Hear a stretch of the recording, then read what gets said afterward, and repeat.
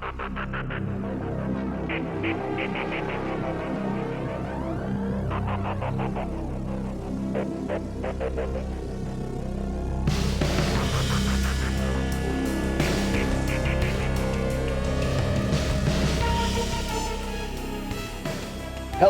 and welcome to yet another episode of Elite City.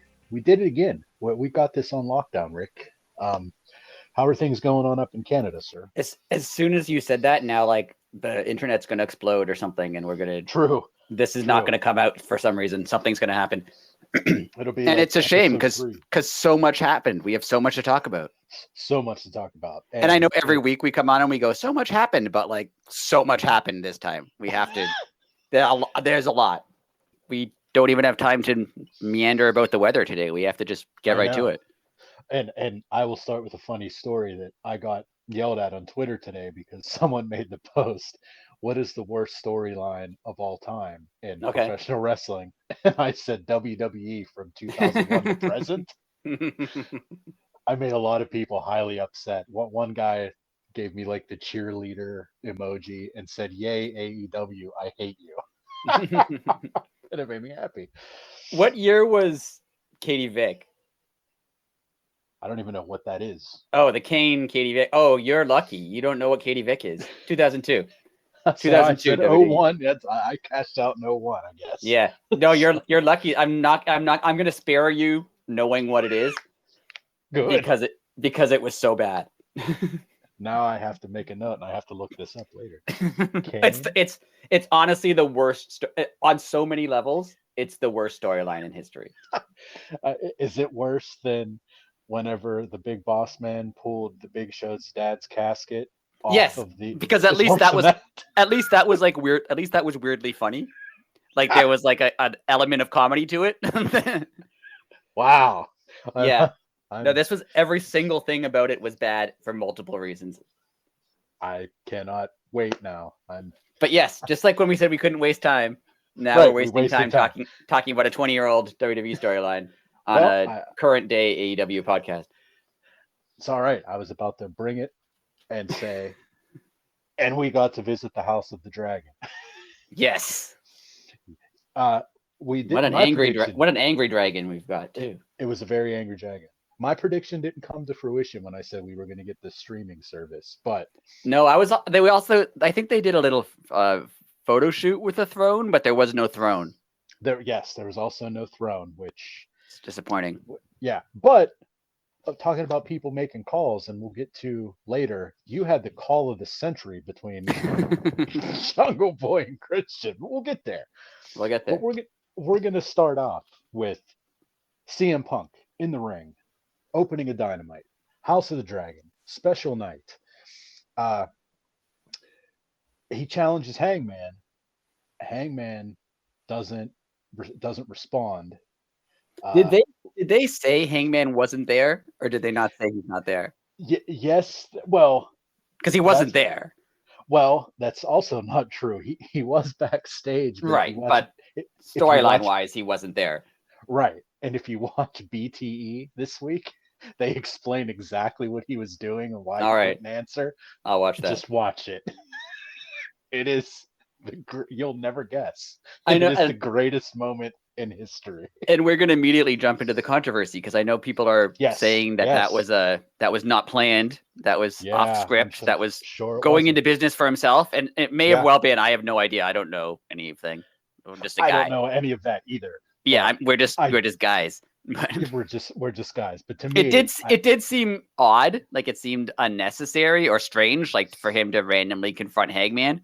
But it also seemed kind of in character for cocky CM Punk. I liked it because it gave Punk a little bit of an edge. We saw a little heelish Punk, which it wasn't full blown heel, but it was. It was definitely the whole promo was definitely heelish Punk. Yes. The whole for sure. He wasn't coming out like insulting the crowd or whatever, but it was heelish. I mean, well, we'll go right down the list here.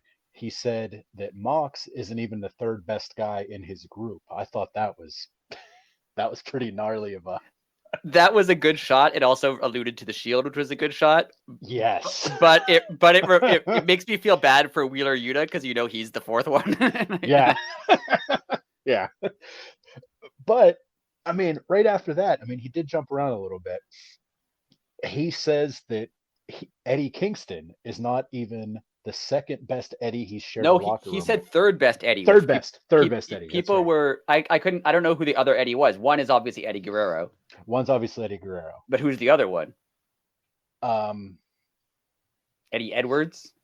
It could have been Eddie Edwards. That's a good call. I've heard.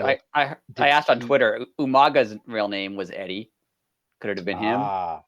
Could have been. I don't know. Punk has a thing for like the old, like style. Did he ever maybe be trained by or train with like Eddie Gilbert or something? Yeah, I thought about that. I don't know. Yeah, I don't know, but like I know he was real close with Harley Race, so maybe he met him through him. I don't know. He might even been too old. I don't know. Yeah, I have no idea. I love Eddie Kingston, but you're not the third best Eddie or the second best Kingston. Yeah. It's a really good line. It's a really good line.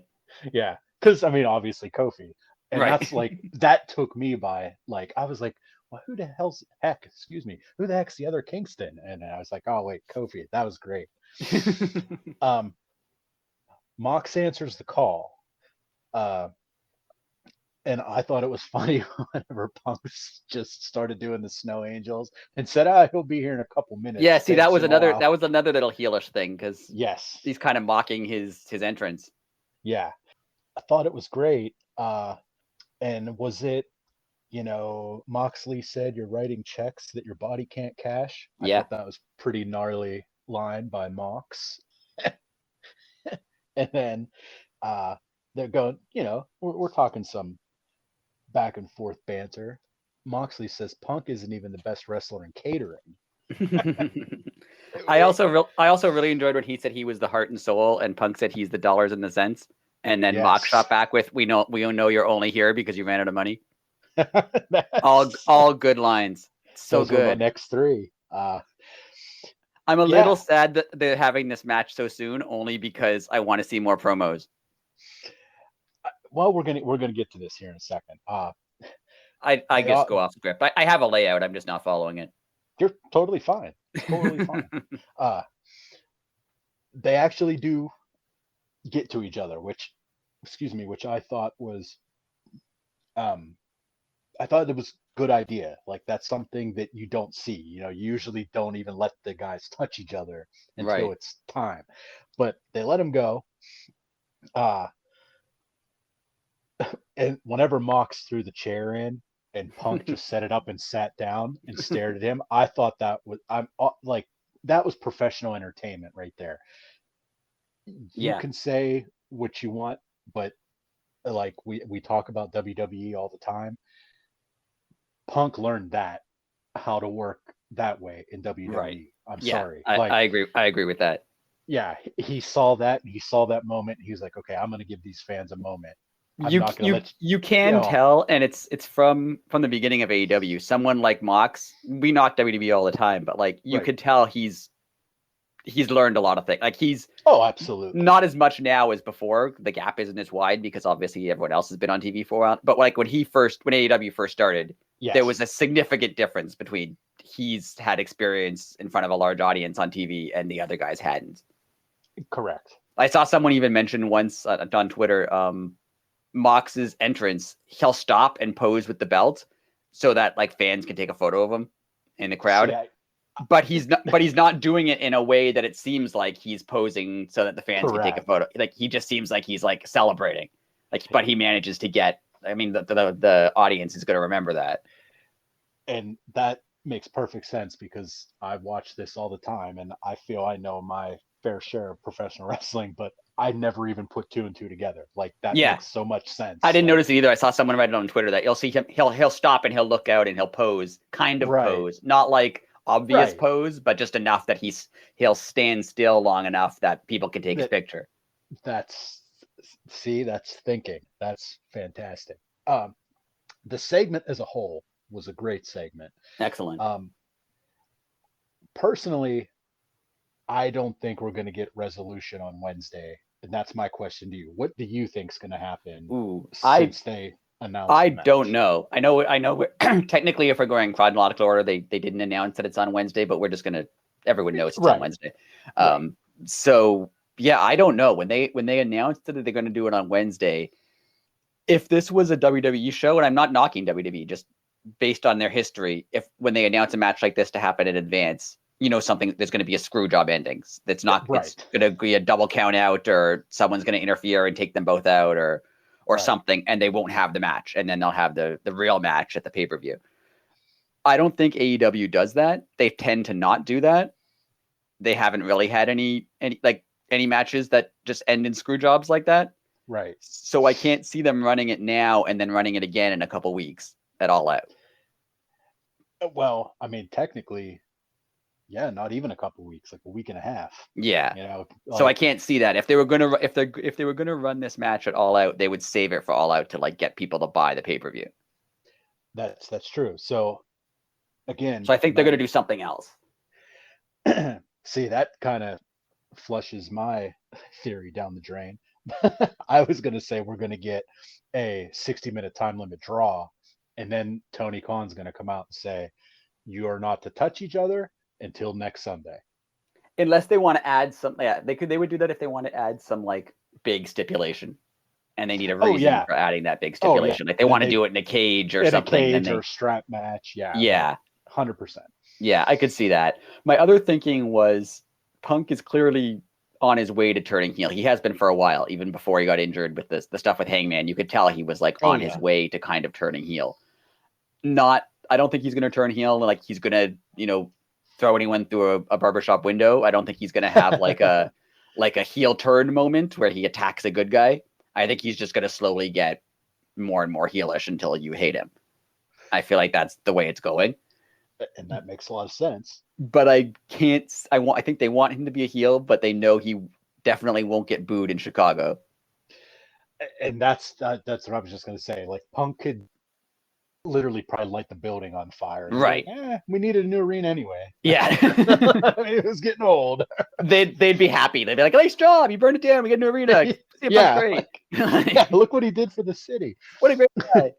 So if they want him to be the heel in the match against Mox, there's no way he's going to be a heel in the match against Mox at All Out. So they're going to have to do something else, and I guess that's why they're having it on Wednesday.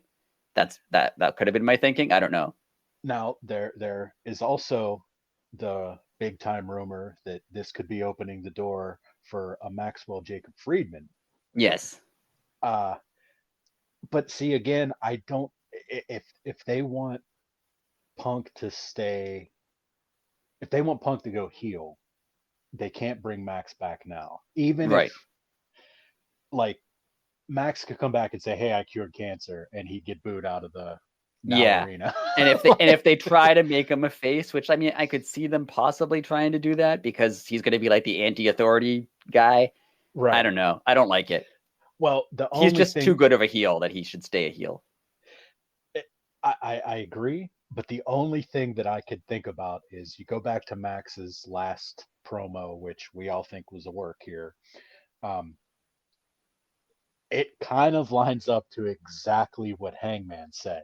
So what if you get like the Elite, and I mean, we all know they're VPs, and Hangman and all the indie guys, and Max brings them all out and was like, these are all the people that you screwed over all those years ago when you left Ring of Honor and they no longer had a place to work. I mean, it kind of writes itself. Right. Because then he could blame the fall of Ring of Honor on Punk.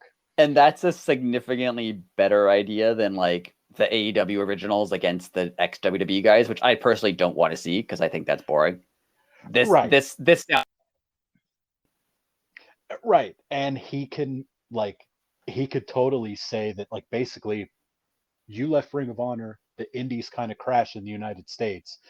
NXT starts and screwed every mid-level person out because they wanted to kill the indies. And thank you for that. Yeah, and that's a good point. That would actually be really cool. And well, yeah. See, this is my wrestling brain. This is what I sit in bed and think about at night when I'm going to sleep. uh, then you could take it to the the next level here, and you know, Max is all of a sudden the savior of the indie wrestler, and we all know that the fans, a majority of them were of AEW, were indie slash New Japan style. Right. Everybody would love him. Right. Yeah. But you know, we're gonna see. But that's just my theory. What's I mean, your they are theory going on... somewhere long-term story-wise, because all three, Hangman, MJF, and Eddie, all kind of said the same thing to Punk. Yes. That you're not a good guy. You act like you're a good guy, but you're not, and you screw people over, and you screwed them over, and they all kind of alluded to the same thing, that he's not the good guy that he seems like he is on TV. Right. And then, you went away for 7 years. Right. Because you couldn't handle it. Right. It writes itself. Yeah, that's true. I honestly don't know what's going to happen on Dynamite. I have no idea, and I really like that. But then, that's the only hard. If that would happen, then you got to say, use the old analogy. Tony Khan has big old grapefruits hanging down there, because then you spend an entire week in Chicago. Right. Yeah. So if Max comes out and cuts that promo on Wednesday, you got the fans there Friday, and you have a week of CM Punk fans. Yeah. Yeah. So I mean, it can either blow up in your face, or it could be the greatest heel turn, because if you can get Chicago to turn on him. Yeah. I don't know what's the fact that they're doing the fact that the next week of shows are in Chicago makes it really tough to know what they're going to do, because it all seems like they're heading towards heel Punk. It seems like they're heading towards, Moxley being the savior of they've done this since Mox won the interim title. He has been the guy defending it every night. He's been the guy, out in the crowd. He's been the guy, fighting off Jericho. He's been the guy doing everything. So he's the face in this feud. Right. But the fact that it's in Chicago, and the fact that they're not running the match in Chicago, they're running it now. I have no idea. I don't know what's going to happen. And to me, it seems like they booked themselves into a corner. I don't think they have. I think they have a plan. I just have no idea what it is. And that's why I'm all about this. Yeah, it's so great, because one of the issues that that a lot of people have with a lot of AEW and a lot of wrestling in general is you almost always know who's going to win most of the time. 80-90% of the time, you have a pretty good idea who's going to win it. Like, sometimes they surprise you. Like, I didn't think Jericho would beat Eddie in that match. Same here. But most of the time, you have a pretty good idea who's going to win, and you have a pretty good idea where they're going with a storyline. Like we all knew Hangman was going to beat Omega for the title. It didn't make It didn't make it any worse. That was a great match and a great moment, and everyone loved it. But everyone could kind of see it coming. Right. And when they booked, Moxley in the interim title, like, he was winning it. It wasn't going to go to anyone else. Like, yeah. Right. Yeah. But the fact that they're doing this now, I don't know what's going to happen, but it's good. Like, it's a good not knowing what's going to happen. Like, they have so much going on, and so many people, and so many good storylines, that I don't know where they're going with them, and it makes you want to watch. Yes. And, everybody knows that. I mean, we talk about it all the time. Tony Khan knows how to use the internet. The Bucks know how to use the internet. CM Punk knows how to use the internet. Yeah, I've got a whole, but I'm going to just go into my bit on this now. Two things. First of all, this idea of, like, CM Punk going into business for himself, and him being disgruntled, and him being upset back. Maybe him and Hangman don't like each other. Maybe they don't. Like, people don't like each other sometimes. Yeah. They could easily not like each other. That makes perfect sense. But I feel like CM Punk went into business for himself, attacked Hangman, and criticized him when he knew he wouldn't respond. And then you get the story of he didn't really want to lose to Hangman. That's why he's, they have a feud, and Colt Cabana's involved, and that's why they're upset with each other. And that seems first of all, too fitting in with the current storylines in AEW. Yeah. To be real. Like, it seems like it fits the storyline too well. And B, it seems like it's designed to make the internet mad. Yes. Like, if you were going to find a story that would make the internet mad, it would be CM Punk is actually a bad person, and his former friend Colt Cabana is so upset with him, and they won't speak, and that he almost got fired because of it, and that made Hangman upset, who everybody loves. Everybody loves Hangman, and he's getting screwed through it. Like, it seems if you're going to plant a story to get the internet talking about AEW, it would be this story.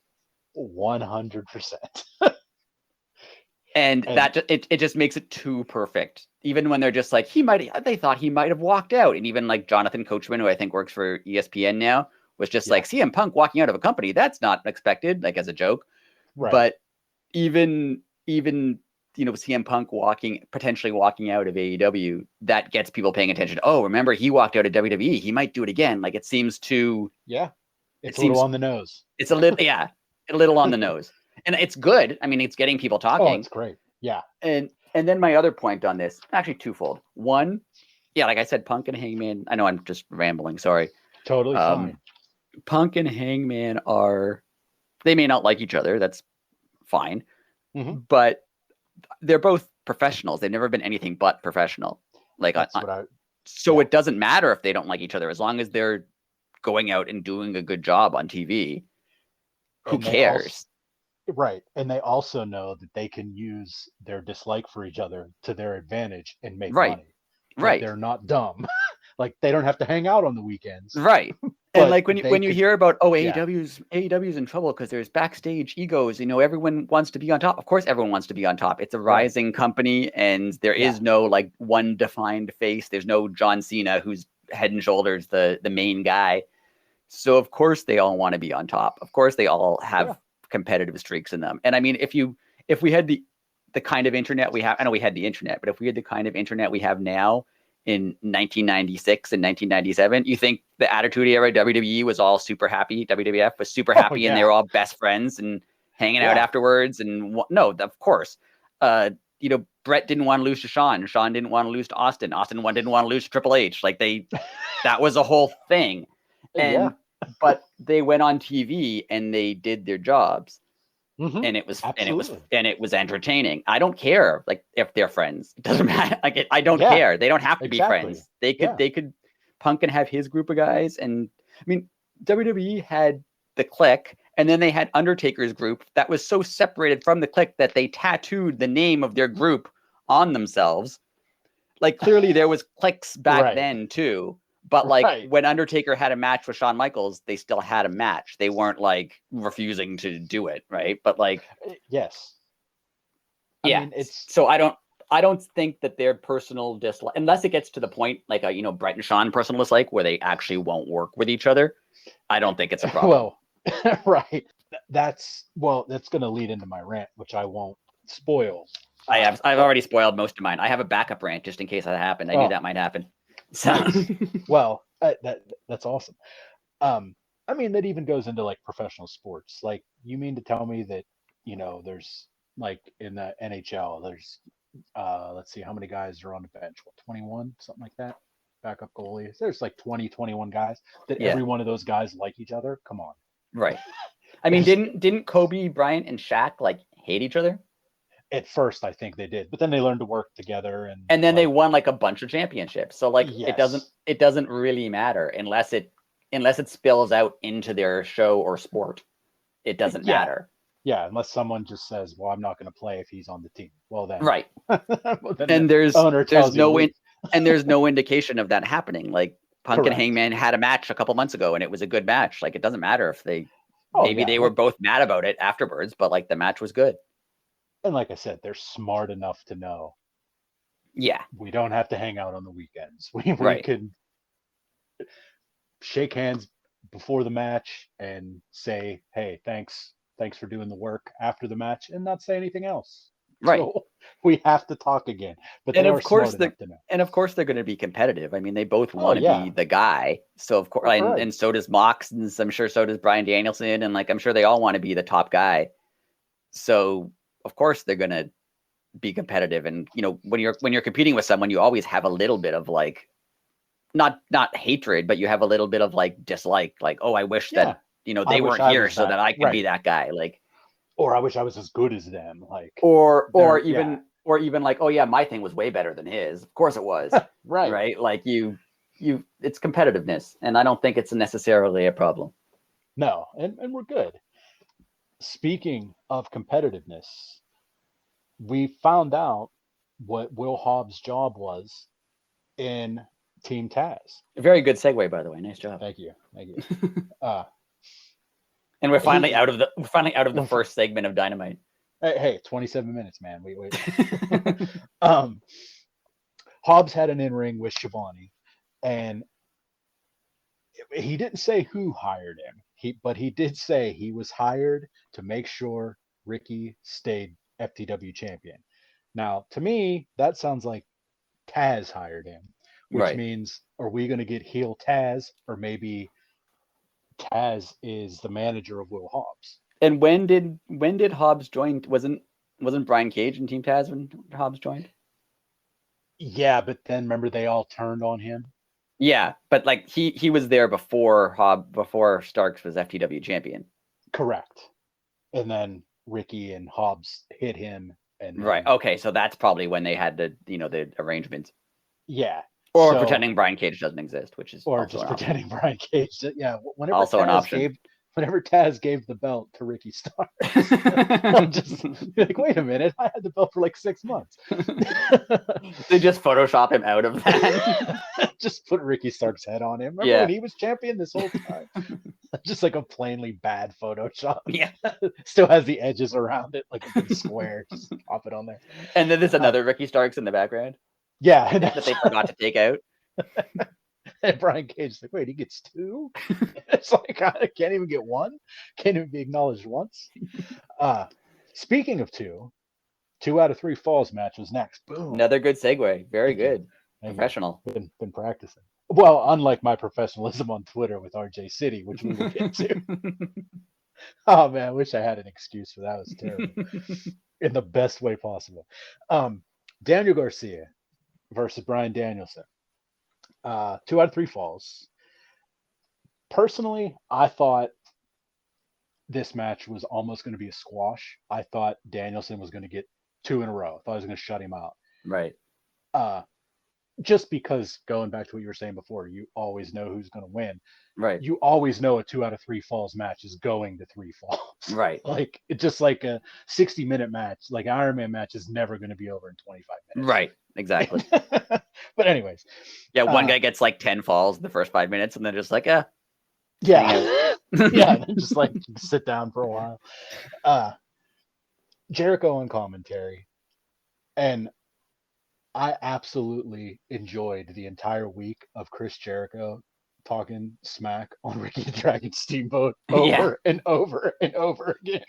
Jericho is getting better at commentary, and it's something that I should probably learn from. Not to just start yelling about something as it happens, because that was how he used to do commentary. He would just start yelling about something, and I know I do that on this podcast. So it's weird that I'm complaining about that, but I'm not on national television, so that's my excuse. Yes, but that's quite all right though. I mean, yes, you mimic your idols, so fellow Canadian too. So. Yes, but yeah, he did a good job. I just I wish they would just hire Ricky Steamboat. I literally wouldn't care if he was the timekeeper every week. Yeah, I don't care what Jericho he does. Like he's great. Yeah. Like whatever Jericho said, look at his tie, it's stupid. I literally I don't know what happened for a minute in the match because I was laughing so hard. I love when he made fun of Steamboat. Because that's from 13 years ago or whatever they said when he had a match with Steamboat on WWE, which I love because Jericho remembers it and incorporated it into his character. Ricky Steamboat acknowledges it as part of it, but if it was WWE, they would not mention it. Correct. It never happened. Yeah. Like, I think I've said before, AEW cares more about WWE's history and continuity than WWE seems to. It's very weird, but it's good. Like, I like it. Like, they're smart enough to know that people have watched wrestling before, like before AEW existed. And if you know who Ricky Steamboat is, you know that he didn't just show up this week. Right. Like, he had a career that existed before, and you are aware of it. Yes. And they're pulling like the wool over your eyes and teaching you a little bit. Like, right. Like, if you didn't know who Ricky Steamboat is, now you know, like, oh, he was a good guy and Jericho hates him for whatever reason. Like, and that's fine. Of course, this match, insanely technical. And brutal. Well, that's my first two notes. Very technical start, lots of stiff shots. Yeah. I mean, my buzzword that I always say is they probably had the match and apologized afterwards. Yeah. Like, it was amazing to see that level of professional wrestling, like legit wrestling, like not professional wrestling like Young Bucks professional wrestling. Right. Like, there was no, I mean, someone might have jumped off the top rope, but I mean, there was nothing like, it was a lot of grappling, a lot of stretching. Well, for the first fall, Garcia put Danielson to sleep. He didn't even tap him, which is incredible. Like, I like that. I don't think I've ever seen that in a 2 out of 3 falls match. Same here.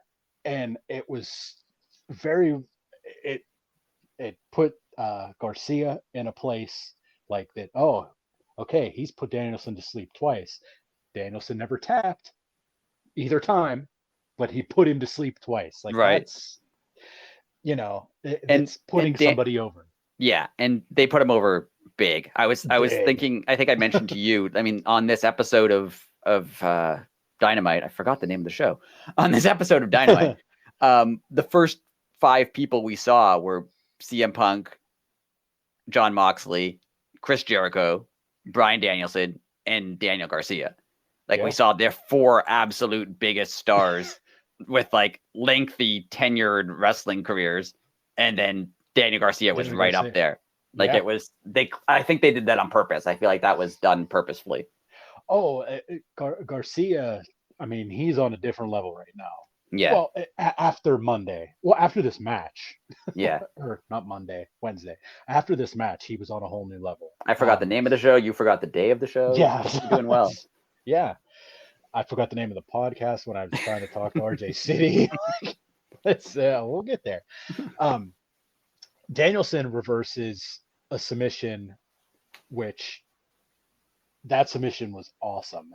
He had him in like that, didn't quite have the triangle, and Danielson just like rolled straight over top of him and used his own body. Like, it was a real move that I don't know the name of, but it was an actual wrestling move. Like, I'm pretty sure Excalibur probably knew the name of it. 100%. But I was highly upset that Regal wasn't on commentary. Yeah, I guess they couldn't have too many people, but yeah. True. But what I really like, normally I wouldn't be, Danielson obviously has a neck injury, concussion history. And normally I wouldn't think it'd be a good idea to like tease that he's re-injured during matches, because it's I don't like it. Yeah. But he does it so well. Mm-hmm. Like that, you think like it's the match and it's not real, but you're just like, is it real? Like he can seem injured so well. Like I know I think now every week I gush about Bryan Danielson, but he's just so good at absolutely everything.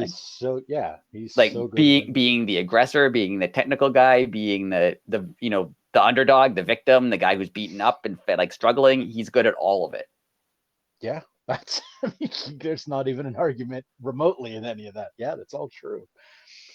He even did a move in this match that I've never seen before.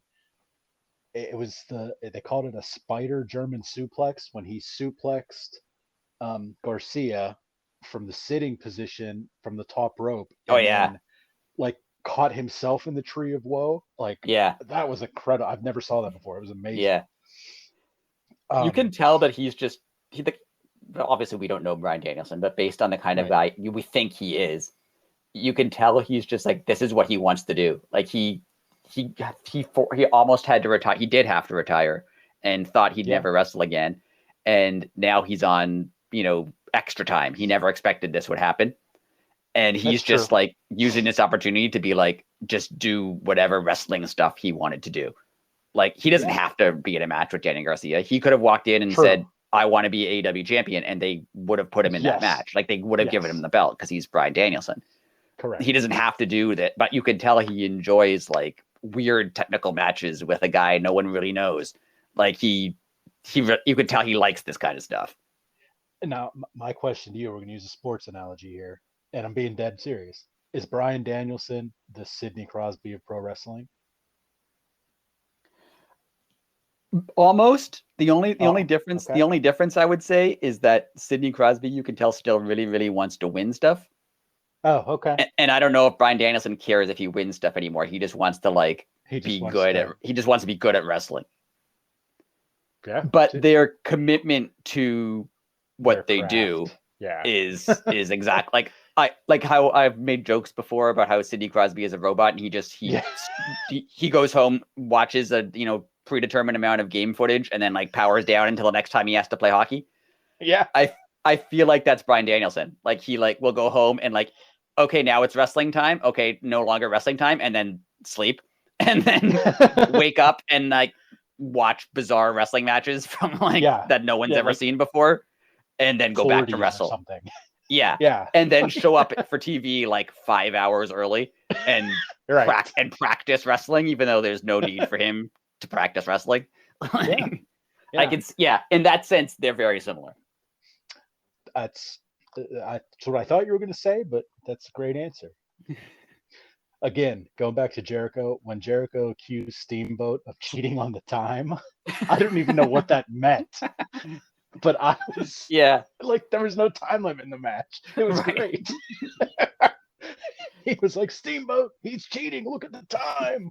I just thought it was hilarious. The match was so good. Danielson chokes out Garcia. They got a standing ovation.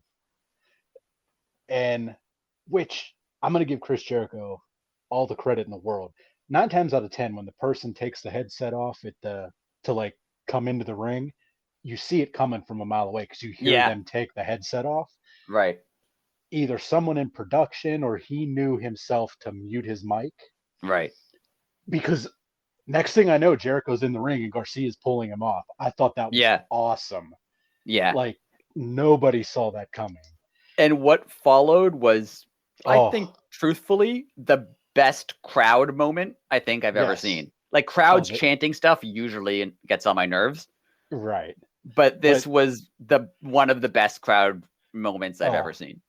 And Danielson's response, they're chanting, "You're a wrestler," and he points at Garcia and he says, "Do you hear them?" It's so good. So good. Like to the point where I'm like, did they pump that in? I know they didn't.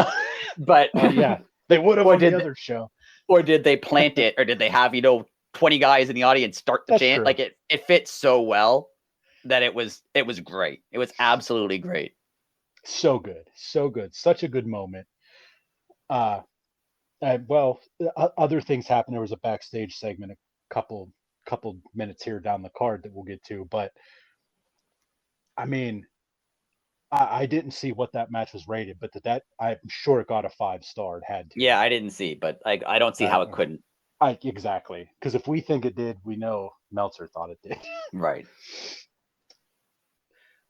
Real quick, we had a couple backstage segments here. Swerve in Our Glory, Private Party, backstage. They tell them they're going to give them the title shot for Friday. I just made a quick little note here. Do you think we're going to see a little push for Private Party? I would hope so. I like them. Same here. And I think it's going to be a face push because they're better as faces. Their heel turn has been kind of but as a face team, they're a good team. And especially if Jurassic Express seems like they may not be teaming. I think they might go with like a more two of them stay friends, but go on singles careers. Yeah. Private Party could be a good, like, get the crowd into it face team. Oh yeah, like I said, like just last week or the week before, even their theme music gets you going. Like just chant shots over and over again. Like, and I missed their older intro when they had like the velvet rope and the guy come out and open the rope. That was cool. I want them to go back to that. Yeah. And oh my God, is that Private Party? Yeah, I hope they do get like, they're not gonna. I don't think they're ever gonna be tag team champions, but they're gonna be like a solid solid upper mid card type team. You don't think they'll ever be champions? I don't think so because just because AEW has so many teams, I would name like 5 or 6 other teams as champions before them. But you never know. I mean, they're pretty young; they could be there for a long time. So true. Well, we had the second most interesting segment of the night following this, which kind of flew under the radar, and it was all based on one comment that Tony Nese himself made. So Tony Nese is coming to the ring. Literally on TV, I thought a fan jumped the barrier. And all of a sudden, like, Smart Mark's not next to him anymore. And you look, oh, okay, Moxley was there. Literally thought Smart Mark was fighting like a fan. Yeah. Literally. Well, Mox goes and beats up Tony Nese and, throws him out of the way. He grabs the mic. He calls Punk out. Punk answers. Big altercation. And again, I'm going to put the commentary team over. They put the BCC over so well because only Claudio and Wheeler were the ones able to pull Moxley off. I thought that was really cool. Say what you want about JR, and he's not Excalibur. He's not even JR of, the late 90s, but he knows how to like make a moment seem like a moment. Yes. Like he's really, really good at that. Yes. And that was definitely a moment. Yeah. Now, here's the little tidbit that I don't know if you noticed, and there's where my theory comes in. Is they're breaking them apart, whatever. Tony Nese, who just says to the camera, there's no live mic on or anything. He said, "Too bad you guys ruined it because you should have seen who my opponent was." Yeah, I didn't even see that. I noticed he tweeted about that later, but I didn't even see it when it happened.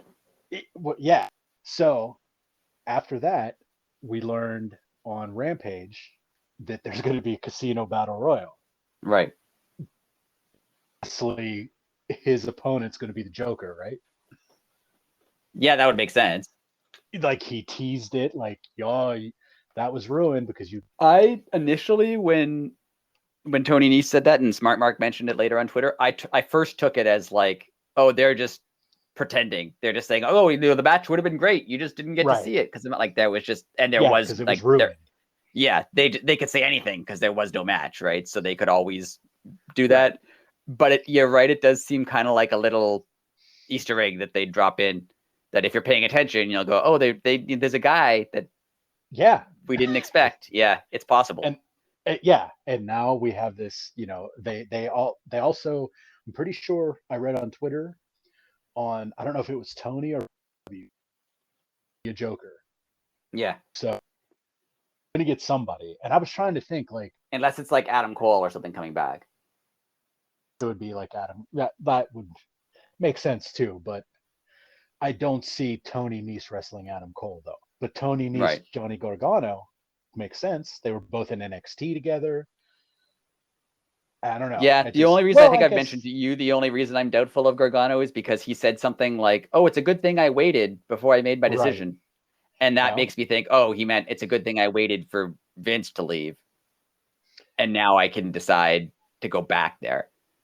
True. But maybe that's him just saying stuff. I don't know. Maybe I'm reading too much into that. I mean, Raw is technically on right now. Like, he could have been on the show. I'm not watching. Right. So, if he is, we'll just edit this out, and then no one will ever know. No, we'll just keep it in there, like my dropping of the ball with RJ City. We'll just add it to my list of times I've dropped the ball. Meanwhile, on Monday Night Raw. Well, surprise, everybody! Guys, it's been 9 months since I've been in a wrestling ring. I gotta remember how to do this really quick. Do I still talk into the microphone like this? Still talk like this? Yeah? First of all, thank you guys for reminding me who I am. For those of you who don't know, my name is Johnny Gargano. We now return to Elite City. JAS backstage. We're going to keep this simple and short. Jericho points at the camera. It's the entire Jericho Appreciation Society minus Daniel Garcia. And he says, Danny, we're going to have a little one-on-one in the ring because I need to know where you stand. Where do you think Daniel's going to end up? I don't know. I mean, he really fits in with the JAS right now. Like, he's doing a good job there. And I feel like if he went, because I think his other option would be the BCC. And right.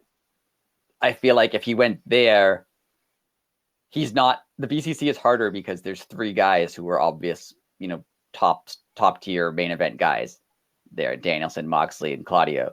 And like Wheeler Yuta kind of like, I'm pretty sure Punk forgot he's the person when he was talking about them. Right. So like I'd be worried that if he went to the BCC, he would be like, oh, he's the guy who's not one of those 3 and not Wheeler Yuta. He's the other one. Like he's the there's the big 3 guys, and then there's these 2 other guys. They're these young, but maybe that's what they want. Maybe they want like the 3 main guys are going to train 2 younger guys. Well, see, I think I texted you during this segment. It's also like in the JAS, like him and Sammy don't like, Sammy's kind of overshadowing him as in like TV time. Right. In terms of like him being their young guy. Yeah. Yeah. Like Garcia is getting like the matches, but when they cut a promo, like Sammy can cut a great promo. Sammy, like, it's almost like when they're being quote unquote sports entertainers, right? Garcia doesn't fit in, right? I mean, he could swerve everyone and leave Jericho, but not join the BCC. He could say he's out, he's going to stay on his own, or something. Like, I don't know. You had one of those calls last week. Yeah, which that's what I'm going to call. That's what I'm going to call. He's going to leave.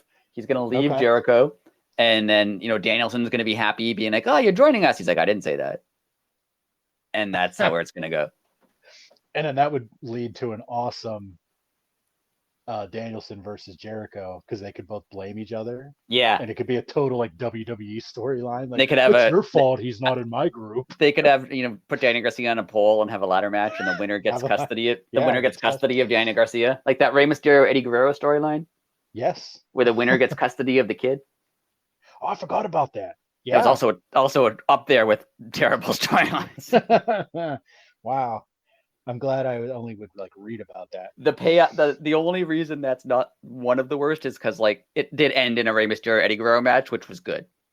And I mean, I'm sure it was fantastic. Yeah, but the story to get there was awful. But at least it had a good match at the end.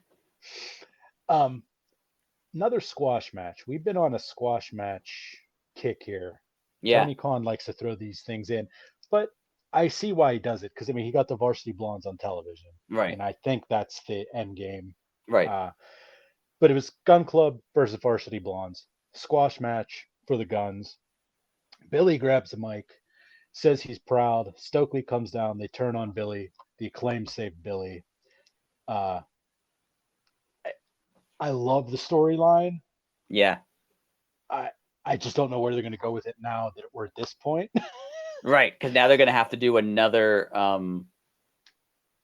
Gun Club Acclaimed match. Well, the only thing that I could think of is Stokely's in on this the whole time, because we have Billy versus Colton this week on Dynamite, I believe. And the Acclaimed are going to be in his corner. Now, what if including Stokely, what if all 3 Guns and Stokely jump the Acclaimed? Right. Yeah, that's possible. Yeah, and I mean, that's the only thing I could think of that would make sense without doing a whole feud again. Right. Yeah. I mean, AEW does that's if one of their downsides is they stretch things out for too long. So maybe this is just a stretching it out for too long thing, just to give them something to do. But what I loved, and what I know you loved, was the scissoring moments. Oh, it was so great.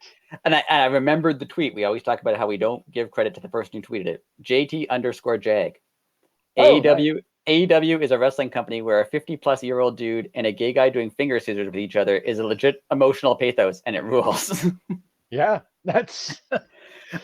It's one of those things where you've said before, like, it was so dumb, but it was so good. Like, it's so dumb that, like, I was legitimately excited that, like, they're going to do it. They're going to do it. And then they did. And it's such a dumb hand gesture. And it's such a stupid thing.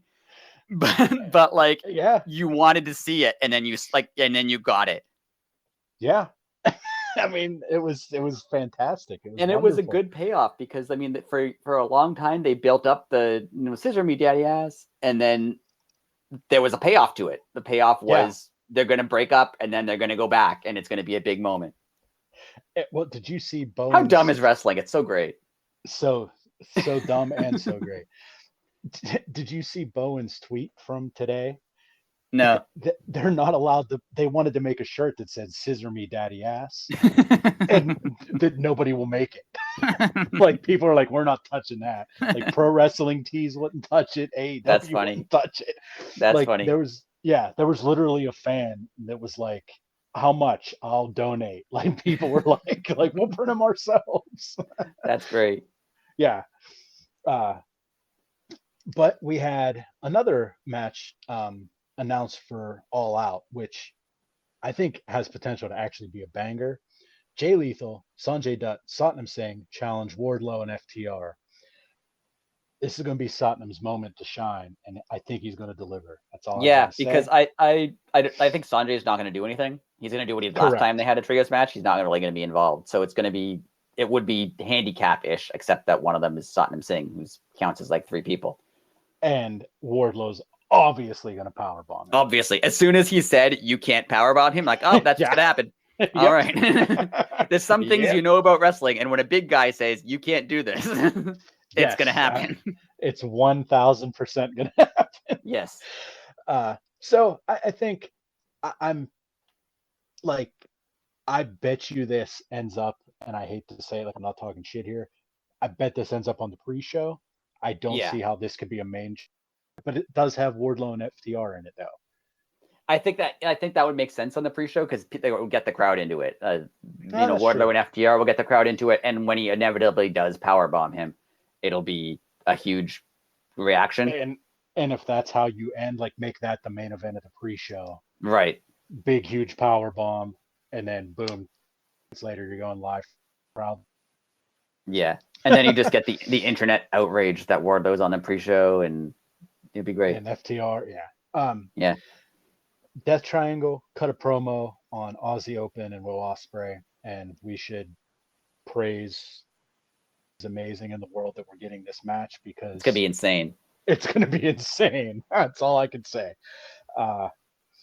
Yeah, it's gonna be nuts. Just now, speaking of shirts that you can't have on television, there's my segue. Speaking of shirts, he did get in trouble for it too, apparently. Yes. Jungle Boy admits that he got in trouble for his shirt about Christian. Yes. And I liked it even when he wore it. I think we talked about this, where they would show him and they'd be like, "Oh, we can't show that," and they'd pan up a bit. Jungle Boy, plain as day in the middle of the ring, puts out the challenge to Christian, who in turn you called and said, "Wouldn't it be hilarious if?" No, I'm not wrestling you. Well, that's exactly it. And it was so awesome. Yeah, it was great. I loved it. And then when Christian goes on to tell him that he loves him, it was so good. It was so freaking good. It was such a obnoxious heel thing to do. Yes. And it was great. Yeah. And it was an obnoxious heel thing to do in the sense that everyone knew he was being an obnoxious heel. Like, no one bought it. Oh, yeah. Like, even the way he delivered it was just like, I know I'm trying to screw with you. Like, it was clearly him being a jerk, and it was great. How do you see this ending? I mean, they have to do a Christian Jungle Boy match, obviously. I'm thinking it'll be they'll do a ladder match, because they'll talk about Christian's history with ladder matches. And as for what they're grabbing, I don't know what they're going to go after. They'll have to introduce something for them to want. And I don't know what that could be. maybe they could do a thing like just get Marco back, hang him from the ceiling. They could do that. They could make it like a contract where like one is an indentured servant. Right. So like if Jungle Boy wins, like Christian has to be his manager for like a year or something, or 6 months or something, and like he has to abide by the rules, or like they could just make it so you could have it see like, oh, okay, Jungle Boy's obviously going to win and make his life hell. But then it can go the other way too. Like, oh, if they swerve us, then Christian can win and totally ruin Jungle Boy's life. So, and I think they might do just a match at All Out that I think will not end. Like it won't be a clear ending. It'll either be a screw job ending or a cheap ending or something. Like they're extending this. I don't think this is going to end. You don't think it ends? I don't think it ends in like 2 weeks. Okay. What about you? Huh. I definitely think they're going to get a match at All Out, but after what you just said, I think it's going to end personally, but after what you said, that kind of makes more sense. We'll see. We'll see. Right after the Jay Lethal challenge and those 2 other segments, so it wasn't right after the Jay Lethal challenge. Man, I'm dropping all kind of balls here. We had Dax and Wardlow and Cash, obviously. Dax challenges Jay Lethal, which I didn't see coming, for Dynamite this week, which is going to be a great match. And when they ended, there was a Pinnacle reference. Yes, they even mentioned Cash Wheeler. Yes, they mentioned Pinnacle. The Pinnacle is always on top. So that's the first Pinnacle reference since the night that Max left. Right. So that's all I'm going to say. I'm just going to leave that out there. We'll see. I AEW doesn't tend to do things by accident when it's something like that. I feel like there's a reason for it. Exactly. Yeah. And I think it's more of a reason than just, remember the Pinnacle? I think it's more than that. Exactly. Because if they wanted to keep that faction together, if Max really wasn't there, they would have just wrote him off and had the faction just continue. Yeah, they just said, oh, he took his ball and went home, and the faction now belongs to FTR. Wardlow or whoever, and they would have just continued to have been the Pinnacle. Because, just a few weeks ago, you were like, is the Pinnacle still a thing? Well, apparently it is. Right. So, Kylan King, Toni Storm. I was so happy for Kylan King. She was such a warrior during the pandemic at Daly's Place. And I don't think they ever offered her a deal. Or if they did, she might have did what Alan Angels did and said, like, I'd rather work the indies and like really hone my craft. I can't remember. I could be getting that part wrong. But this girl in this match was totally different person than like skill wise than used to be on Dark and Elevation. She looked great. I thought it was a fantastic showcase for her. And if she doesn't get a job in AEW, she's definitely going to get a job somewhere else. Like, that was a heck of a match with Toni Storm. Yeah, it was good to have. It was good to see. It was good. Obviously, no one thought she'd win, but good match. Toni Storm hit the hip attack after, I don't know, it was only about a 5-minute match, if that. But Kylan looked very good. Then right after that match, we got the announcement that Punk and Mox is next week. Totally would have never guessed that. Yeah, there was no way I would have ever guessed that. None whatsoever. Yeah. And I know there's a lot of, I don't know what they're doing. We've already talked about how we don't know what's going to happen. We have no idea what they're going to do it all out. Like we've discussed all that. There was this sentiment on the internet, and it goes back to, well, I'll start now. It goes back to like the 90s when everyone just like, they gave away Hogan versus Goldberg on TV for free. Who cares? Yeah. Like you got a good match on TV for essentially free. Mm-hmm. And then it's not like All Out is now going to be bad. Right. Like every AEW pay-per-view has been good. So whatever they do on Wednesday is going to be good. It's a free bonus, match that you don't have to pay for. And then whatever they decide to do it All Out, also going to be good. I don't own AEW. I don't care how many pay-per-views they sell. Right. Yeah, and exactly. I mean, the only reason I care about how many pay-per-views they sell or what ratings they get is because I don't want the show to get canceled or the company to go out of business. Like if they're continuing to run shows, I don't care how many people bought them, really. Right. Like I just want them to continue to run shows. So if they're selling enough tickets or whatever to keep producing shows, that's fine. So I don't care that this is not. People are like, they're mad that it's, oh, you're giving it away for free when you could charge people $50 to see it. I'm like, yeah, but now you're saving $50, right? Like, I mean, you're seeing it for free, and you're going to get another match. And every one of your fans gets to see it because, like, let's face it, not every fan gets the pay-per-views. Right? They get 900,000 a million viewers a week on Dynamite. But they don't get a million pay-per-view buys. Like 1 million people aren't buying every one of their pay-per-views. So yeah, I mean, this way, it's a showcase for the company that everyone gets to see. And you know what you talked about JR giving moments. You know how many times he's going to say this is pay-per-view caliber, and then people are going to say, "Oh, that's the difference." Right. Like, and you'll watch that, and they'll get more viewers, and they'll go, "Oh, maybe if I watch the pay-per-view, I'll get something even better than this."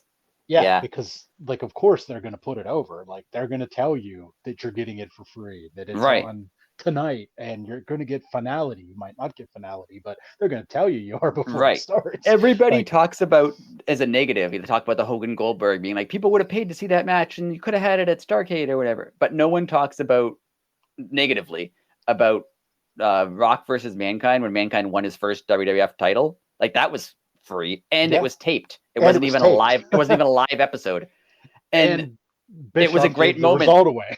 Right, and it was a great moment that everybody liked. Everybody still thinks of favorably today, and no one's like, "Well, I would have paid to see that." Yeah, but you didn't, and it was still good. And the pay-per-view that followed it, you don't even remember because it didn't matter. Like, the shows at the time were all good, so. It's not like they put that match on TV and then you're like, well, now I'm not ordering WrestleMania. Like, that's not what happened. And that's not what's going to happen here. Like, you're right. They're going to spend their time plugging all out. Yeah. And how great it is that this match is for free. Normally you would have to pay, but if you do pay, you can see even more matches like this. Yeah. Like every match on the card. And, that's exactly what they're going to do. We had a trios tournament. The very first one, it was Andrade, Roosh, and Dragon Lee versus the Bucks and Kenny freaking Omega. What a week in AEW that Kenny Omega came back, and it was like it's the maybe second story, second, third, maybe third. Like, thing that people and like, it's huge. It's Kenny Omega coming back, and you're just like, yeah, but I mean, 3 things happened on this show that would be, the top story in any other week. I mean, Kenny looked fantastic. I mean, there was a little bit of rust. Now, do you think there was actually rust? I thought that he was fake rust. I thought he's going to have a thing where he has to like rebuild himself because he's been gone for so long. And that's his storyline of like rebuilding himself back up to world champion level. And the rust was not real. Well, you just answered your own question. Watch the beginning of BTE, and it explains all that, and it's amazing. All right. Just itself, I'll just start it with Kenny's playing pinball, and his phone rings, and when he picks up the phone, first off, the background of his phone's Cody, and I thought it was amazing. And then the thing that ensues after that is amazing. Yeah, he just picks up his phone, and it's a giant picture of Cody's head. That's good. It was amazing. When Kenny did the little like fireman's carry front flip, and he went to he usually pops up and makes the tag, but when he fell, and they did again, they show Brandon Cutler's angle on BTE, right, and they're all laughing about it, but when you watch Dragon Lee and the amount of professionalism. He slowly skirted his way to the center of the ring. So when he made the tag that Matt Jackson or Nick, whatever, I think he tagged in Matt. Matt does a springboard, and Dragon Lee knew that he would have been too close. Right. It was just awesome that he slowly is sneaking his way out. That never even noticed it on television. Yeah, that's like cool. It was really cool to see. The match was great. The Elite looked great. Dragon Lee's jump into the front row. That was nuts. Yeah.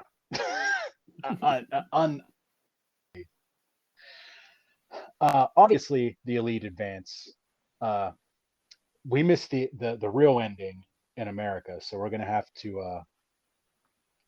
Or well, not in America, but if you watched it on TBS, you didn't get the real. Right. Ending. They ended. Yeah, Fight had it for. It wasn't much longer, like 30 seconds longer, but long enough to show the turn.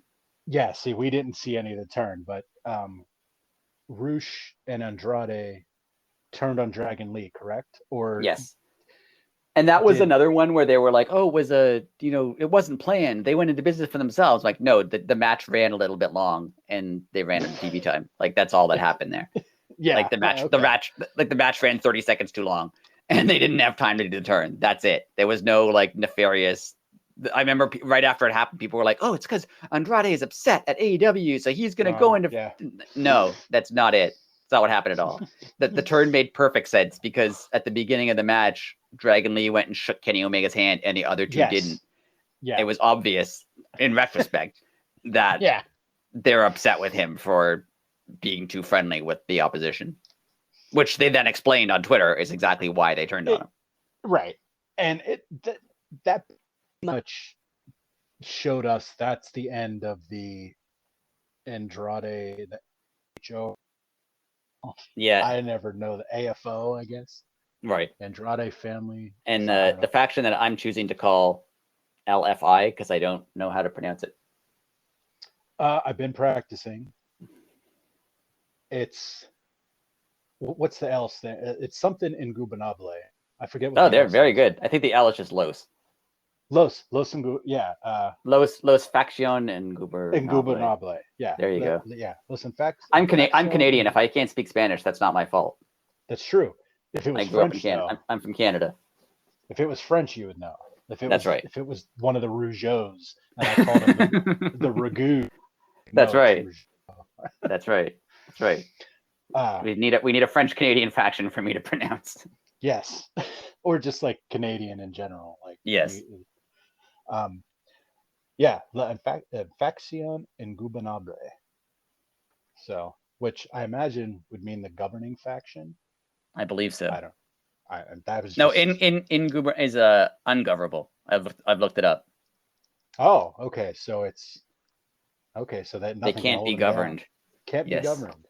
Wow. Yes. See, my Spanish teacher would be semi-proud of me from high school because I figured that out on my own. There you go. And what I've read about them is they have the original faction, then they have the LFI, and then they have the Japanese version. Yeah, I was gonna say they're like a worldwide. Yeah. Like, almost kind of like Bullet Club. There's like. Yeah, there's different versions of them. And Dragon Lee is out of all of them. Oh wow. I think so. He said something. He said he was leaving after the attack, and they were like, "Good, we didn't want you." So. Oh, maybe he'll join the Elite. We'll see. But great ending, great show. Excellent show. Yeah. And I mean that was only the tip of the iceberg. We had House of the Dragon Rampage. Starting this show off, we had Claudio in ring. He thanks Steamboat for being like, I guess he trained under him a little bit. I thought that was really cool. Never knew that. Yeah. Yeah. And AEW has been doing this recently and giving the champion the option to make their belt open challenges. Right. And I thought it was really cool. Claudio makes the Ring of Honor belt now. And who answers but Dustin freaking Rhodes? That match, they're going to beat the hell out of each other. Excuse me. Yeah, when he first came out, I was like, Dustin Rhodes, But then after like a couple seconds, I was like, oh, that's going to be a really good match, though. Like, I personally don't care about Dustin Rhodes, like the character, that much. I don't even know if he necessarily has a character at this point. He's like half Goldust, but not really. Right. So I don't care about him as a character, but a good wrestler. Like he had that match with CM Punk a while ago. That was excellent. That was in Pittsburgh. That's what I was just going to say. Yeah. The match between them that I saw live, that like was very close to match of the night. I mean, yeah, he can go. So the match is going to be really good. Yes. Oh, it's going to be a war. And if it's at the pay-per-view, which or is it this week? I think it's this week. Oh man, it's going to be Wednesday is going to be unbelievable. Yeah. Ortiz and Ruby, they had a backstage segment where they challenged Ty and Sammy. It's Friday on Rampage, by the way. Oh, it's a Friday. Nice. Yes. That's wow, man. Rampage is. Well, first and foremost, before we go any further, the amount of stuff they fit into Rampage this week. Yeah.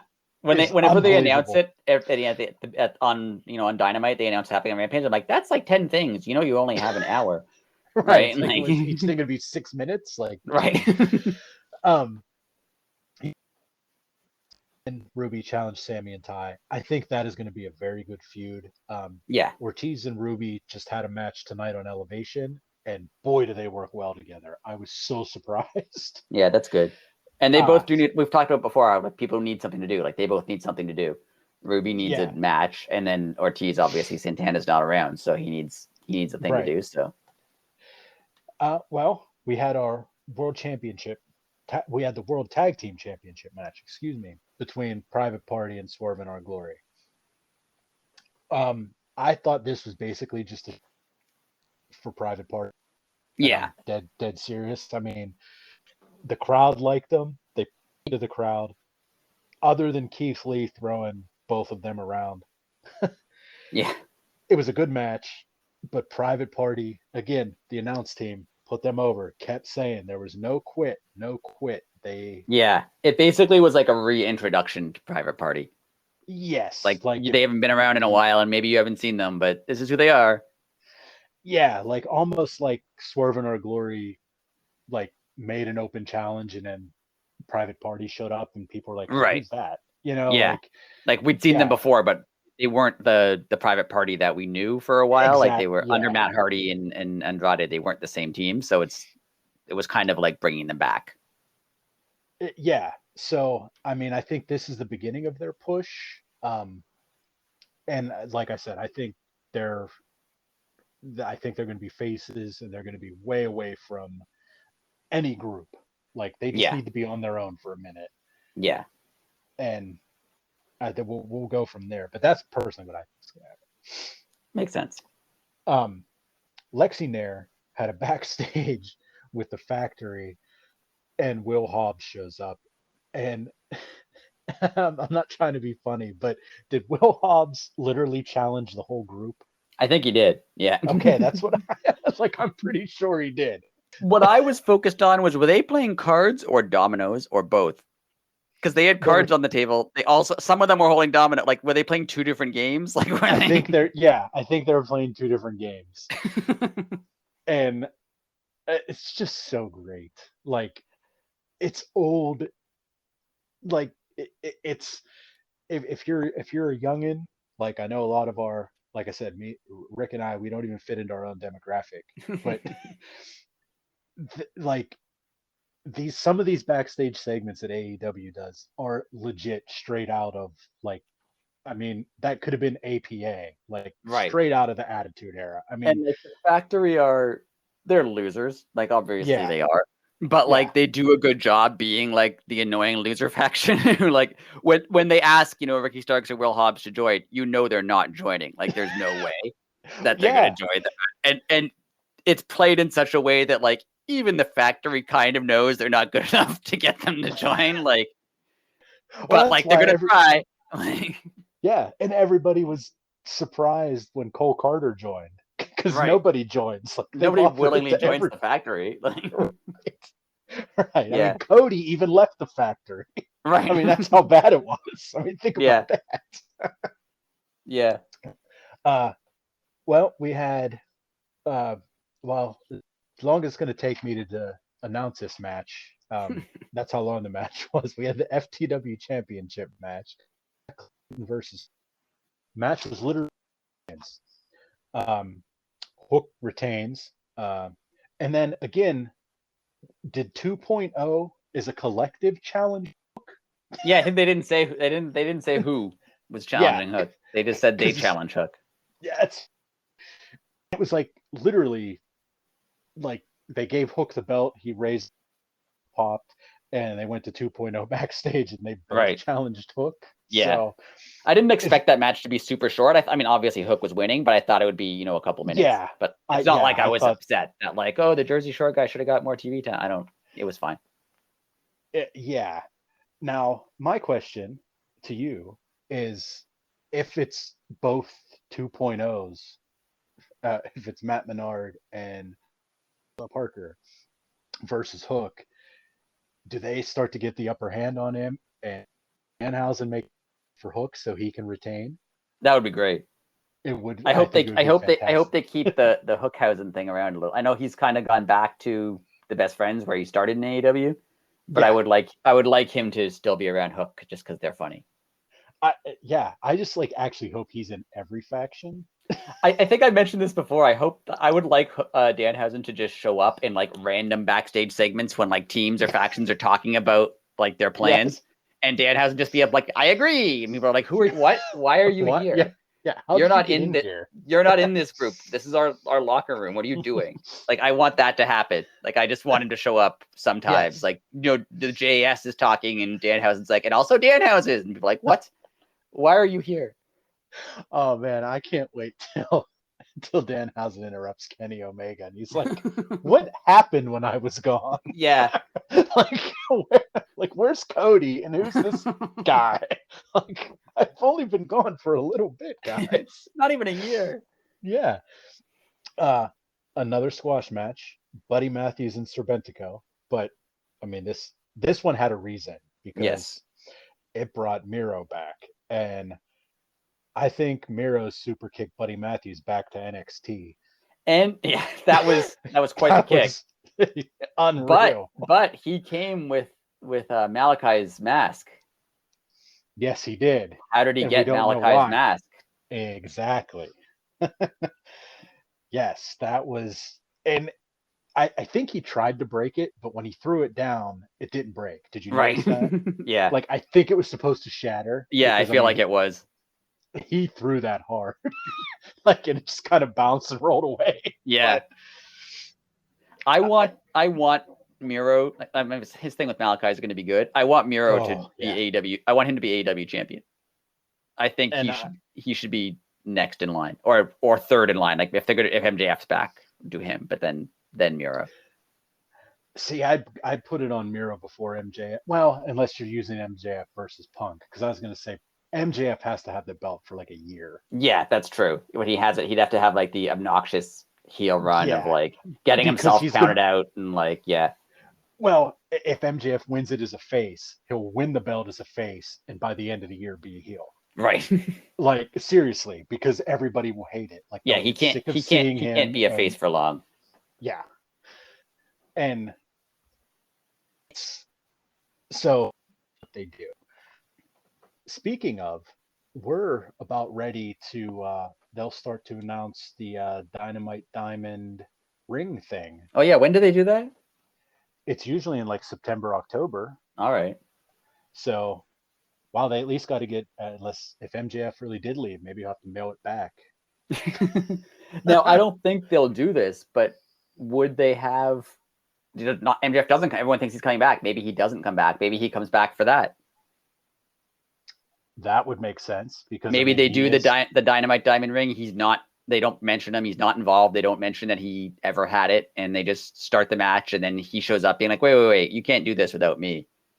That's and true, then because he's been back. the only winner of it. Right. He's been he's had it 3 straight years, or 2.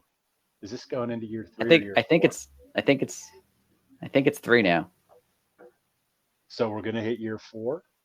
I think so. October. Wow. I mean, we could easily just look this up, but I'll end up stopping the podcast. We'll look that up. the super fan that I am, that we have a podcast right now. Yeah, he's had it. He won it for the third time. He won it 3 times. Okay, yeah. That's what I thought. But then, I was trying to think if there wasn't maybe there wasn't one the first year. Like no, there was at the very beginning that he won. Okay. And I think when he won it, correct me if I'm wrong, I think he was still like Cody's buddy at that time. Yes. Yeah. When he won the first one, that was like the first stepping stone. Right. And then he became who we all love to hate. Right. Penelope Ford versus Athena. So happy Penelope's back. She is going to bring so much to the women's division.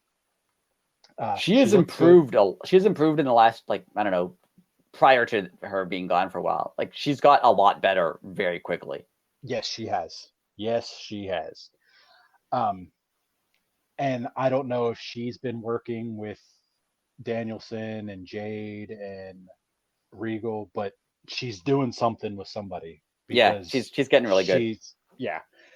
And it's like, not that she wasn't good before. She's like more refined now. Yeah. Like, she's smoother. It was a good match. Athena got the win. The baddies jumped Athena. And was that Triple H or Jade with the sledgehammer? Yeah. I thought that was awesome. She also hit a pedigree once before. She did hit a pedigree once before. So she's got the Triple H Cody thing where she wants to be Triple H now too. Oh, that'd be great. Triple Jade. They should have. I said to you, we should have seen it coming when they started mentioning Athena homemade wings, and she made those herself. And yes, they're so important to her. Broken. Yeah, as soon as I should have caught on. It's another wrestling thing. As soon as they mention how important something is to somebody, that thing is going to get smashed. And like, the other thing we should have noticed, like, they were on top of the ramp for an entire match. Right. Like, why would they have still been there? Like, yeah, no one came to clear them away. Yeah. Right. Yeah. Yeah, like, no production assistant was like, why didn't anybody go get that? Right. Whoops. I think we got a commercial for the most important thing that's going to happen promo-wise coming this week, and that's Ricky Starks with, was it 10 seconds, who said, yeah, I got a lot to say, and I'll meet y'all in the ring on Wednesday. Yeah, what's he going to say? It's so good. Yeah, I don't know I have no idea what he's going to say. It's something, because they would have just had the promo. They wouldn't have hyped it up otherwise. And this is the first time, if I'm not mistaken, that AEW has hyped an actual promo. Right. Like, Max's, when he quote unquote left. Right. Remember and once Eddie Kingston addressed his enemies. Yes. Okay. So it wasn't a promo. It was him addressing his enemies. That's true. Which I thought was great. Yes. But yeah, it's got to be something, because otherwise they would have just run a promo in between matches. So right. So I have a feeling they're going to give him more than a minute. Right. They're going to let him talk, and I actually hope that's how they start the show. I would love to see, because AEW tries to do like the opposite of WWE. Right. And WWE likes to start with promos. Right. AEW likes to start with matches. Yeah, but this week they started with Punk, so maybe they're experimenting. Yeah, on both shows they started with promos, if you noticed. Right. Claudio opened Rampage. Right. So if they open with Starks and then let Starks do like kind of what Punk and Mox did, if they give him like, hey, you got like 12 minutes, right, just go. Yeah, because they haven't announced much for Dynamite, other than, I mean, they don't need to. It's Punk Moxley, but I could see them giving him some time. And also, that makes a lot of sense to what I was going to say. We might get a 60-minute match. That's true, because it could go a while. I would like them to do, and I think they might do this, and I think WWE did it. I don't remember, like the WWF probably in the 90s. I don't remember what the match was. It might have been like a hardcore match or something, but I kind of want to see them do, let's start the show or the second segment. If Ricky Starks is we're gonna have this match. We're gonna have it right away, because they can't wait, and have the match, and just have Moxley attack Punk in the entryway when he's doing his entrance, and they brawl to the back, and like kind of just the whole show they're fighting. Just fighting. Yeah. And the match doesn't actually start till like 9:30, but like they've been fighting for an hour. For like an hour and a half. Yeah. Great. I kind of want that. Fantastic. and like getting pulled apart every so often, and then they just start fighting again. Like I feel like that would be cool. That would be unreal. That would be great. So I saw on Twitter someone posted AEW needs to end when they're doing these live, like since we're doing live next week, all in Chicago, right? Like end Dynamite with Claudio like doing the giant swing to somebody, and then as Rampage starts, like have all the pyro and everything, but have him in the ring with him just still doing it with the same person. That's great. Just feel like he's been doing this for a day and a half. Like, we can't get him out of here. That's great. Yeah, again, suspension of disbelief, but that would be hilarious. I'd love every minute of that. Best Friends versus the Trustbusters, and Orange Cassidy is going, whoa, Mark, that was my line. That was so good. So good. Again, I don't know how they don't start laughing. Yeah, because I laugh every time, and you see it coming from 10 miles away. As a group, the Trustbusters make zero sense until you sent me that tweet that somebody tweeted out to Tony Khan. Right. Who he answered back. Their tweet went something to the degree of, to me, it seems like the Trustbusters is Tony Khan being Ari Daivari, and Slim J being all the indie wrestlers that he loves, and Parker Boudreaux being the ex-WWE guy. Right. And wow, who responded to that tweet but Mr. Tony Khan himself? That's right. Basically saying, you are exactly right. Right. And that's great. It's so great.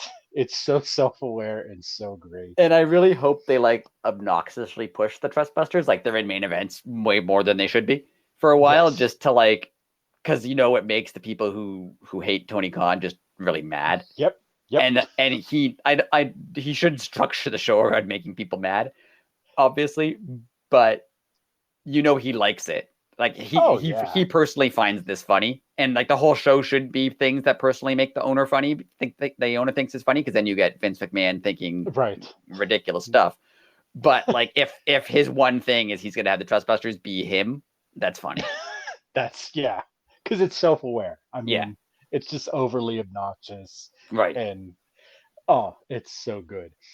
And I mean, they're getting pushed. Yeah, as you said, fairly well. They're on the main event here. Yep. And they actually controlled the early part of the match. I was very surprised. Like, not to cut you off, but I just thought the Trustbusters should book a women's match at like 8:00, and the Trustbusters should come out and be like, no, we can't have this match yet, and like interrupt the match and like make it insist that it goes on at 9:20. That would be so awesome. And now you can continue with your actual recap. That's no problem. The Trustbusters had control early, and I was like seriously surprised, like that they let them, like the Best Friends did nothing for a solid 10 minutes in this match. Yeah. And they went to commercial, they came back, Orange Cassidy gets control back, and you go back and Chuck Taylor and Trent, they do their little thing, and they kind of hit their finisher, but then Trustbusters start to come back. My boy Slim J, I love that dude. He's awesome. He's somehow simultaneously like 18 years old and also like in his late 40s. And I don't know which it actually is. I Googled his age, and it's not on the internet. Like nobody knows. He's between 18 and 90. Right. Somewhere in there. Yeah.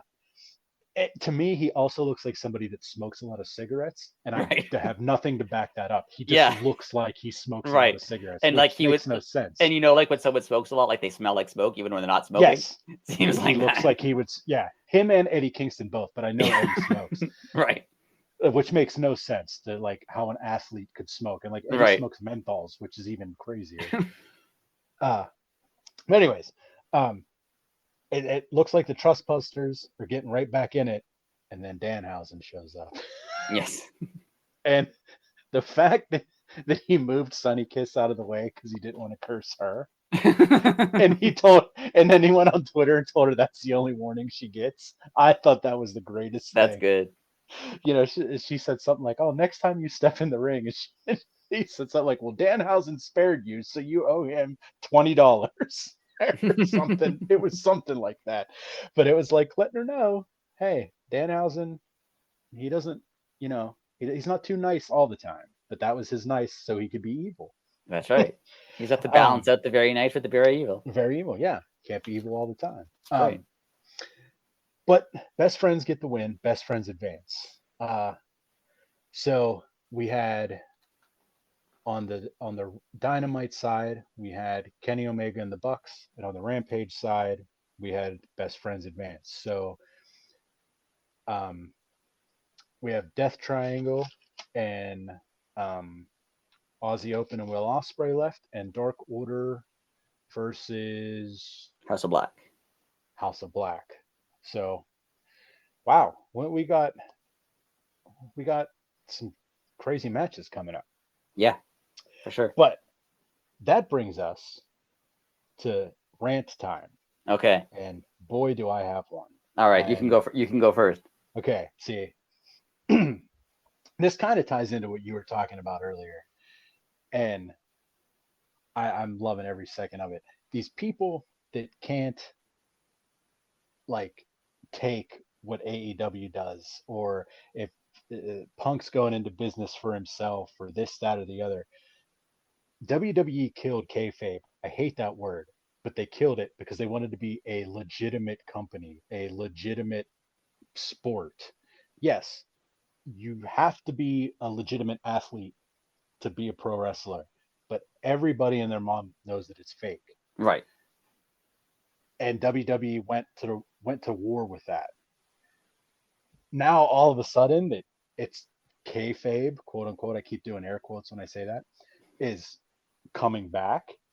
People don't know how to react, and old heads like us and CM Punk and Tony Khan and any indie wrestler understands how that works because they had to live that life. Right. And now that it's back and people don't know what to do, and as soon as somebody goes a little bit off the cusp, they think that they're going to walk. And I love every second of it because it just proves that they're playing both sides of the fence. Yeah. And people are not, I don't want to call everybody dumb, but you're not smart enough of a fan to know that you're being played. What we've said before and is that so great. It's been 20 years essentially with only WWE. I mean, obviously there's other companies, but basically only WWE. Correct. And so there's, entire adults who are, 25 and have only known WWE. Like they weren't conscious of themselves when WCW or ECW or whatever was around. So they've only known WWE. So you can't even say like, oh, why don't they know? It's like when, once in a while you get a meme where like a young person doesn't know who Paul McCartney was and everyone's like, how could you not know? I'm like, well, because I'm 20. That's why. Like, true. because you're a young person and you don't know these things.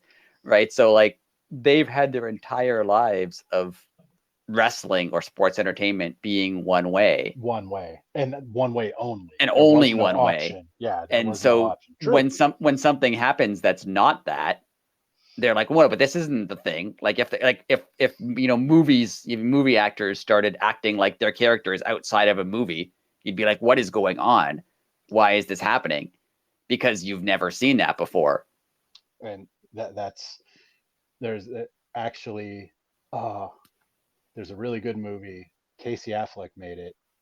It's called You're Still There, I think. Keep talking and I'll give you the premise of it. But yeah, there are certain instances where like there's a method actor who will play his character on a late night talk show or something, and it gets everybody talking, being like, what's going on? Why is he doing that? And it's because you don't expect to see that in a movie. Everyone knows, like you've said with wrestling, everyone knows that they're playing characters, right. They don't hate each other. They're not fighting each other and they're characters. But you introduce a little bit of, it's not even kayfabe in the sense that it's more like blurring the lines of like, I think it's a Vince McMahon line actually, who's completely walked away from it, which is weird, but I think he told Austin, that the best characters are real life and you turn it up a little bit. Oh yeah. And I feel like that's what AEW is doing. Like maybe Punk and Hangman do they don't get along that well. Maybe they don't, but like, let's take that and we're going to turn it into a whole thing.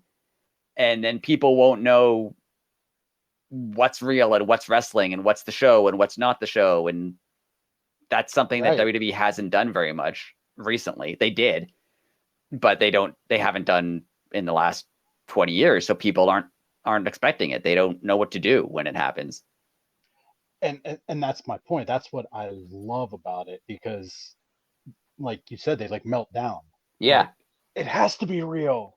Right. No, it doesn't. No, it doesn't at all. And I've even seen people be like, oh, why would Tony Khan or AEW leak that, they have a bad backstage environment? It just makes them look bad. I'm like, no, it makes you want to watch Dynamite. Yeah. That's the only thing that's what they're there for. Like, they don't care if you think they're friendly backstage or whatever. They care that you watch their TV show. Right. And I think there may be some point to, their backstage environment isn't what it could be, because, people like Big Swole or people like Jonathan Grisham have said, like, it's tough to get in touch with Tony. He's not always available. It's hard to talk. Like, there might be some backstage issues and he did hire some new or promote some people to like Tony Schiavone is now more, a backstage liaison type role. So maybe that's an actual issue. That's a real thing, but they're playing it up for television. Exactly. And it's just all part of the plan. And the name of that documentary is called I'm Still Here. I'll tell you about it later. But anyways, yeah, like, that's all part of the plan. And you not realizing that you're part of the joke, it makes it better for them, because they're just going to keep doing it. It makes it better for them, and it makes it better. I'd argue it makes it better for you. Like, yeah. Oh, if you can blur those lines, absolutely. Wrestling is unique in the sense that the people who are the wrestlers, like, we know about their personal lives and their, what they, who they're friends with outside of wrestling and who their other wrestling friends are, et cetera, et cetera. Yes. And that sometimes carries into storylines, because that never happens in other forms of entertainment. They never have, a movie where they're like, and these two actors are actually friends outside. Like, who cares? That doesn't matter. But in wrestling, that stuff matters. Like, that's, they involve, when, Ty Mello and Sammy Guevara are dating and married, like, that's real, but it's also on the show. Correct. And that doesn't happen in any other forms of entertainment. So when you can blend it to the point where you don't know what's going to happen, or you don't know what's real and what's not real, like, that's good. Like, I like that. And that's something that's missing from wrestling when they did, kill kayfabe, where everyone used to think it was real, however many years ago. And then they realized it's not real. It kind of, takes something away. But if you could make it feel real again, you go ahead. That's great. I will never forget this for as long as I live. I was watching a YouTube video maybe about 5-6 years ago, and someone was telling a story about, it was Pat Patterson telling a story about Blackjack Mulligan and how much protecting the business meant to, like, all those guys. Right. Well, in the car that Pat Patterson was in, they had a flat tire, and they're driving down the road after the show, and of course, like, all the baby faces rode together and all the heels rode together back in the day, because you couldn't even be seen with them. Right. So it's late at night. They're on the side of the road. Well, the Blackjack Mulligan and the heels are coming by, and they see them on the side of the road, and they figure it's late. Well, they'll help them. So they're sitting there, they're helping them change the tire, and the cops show up to, like, they see, people on the side of the road at night changing a tire. And the cop recognized who they were. Well, Blackjack Mulligan kicks the jack out from under the car and throws the spare tire down the hill and says, how are you getting to Chicago next week or this week? Great. And they were like, instantly, he was like, nobody questioned it. And they were just like, oh man, thank God you showed up to the cop. And he was like, the cop was like dumbfounded. That's awesome. But yeah, like, that's how much that it meant back in the day. So if you're bringing it, obviously they're not going to bring it back to that degree, because we all know, but if you can believe in it a little bit and just always keep your fan base guessing, right, you're gonna win. Yeah, like it's fantastic. So that was just my little rant.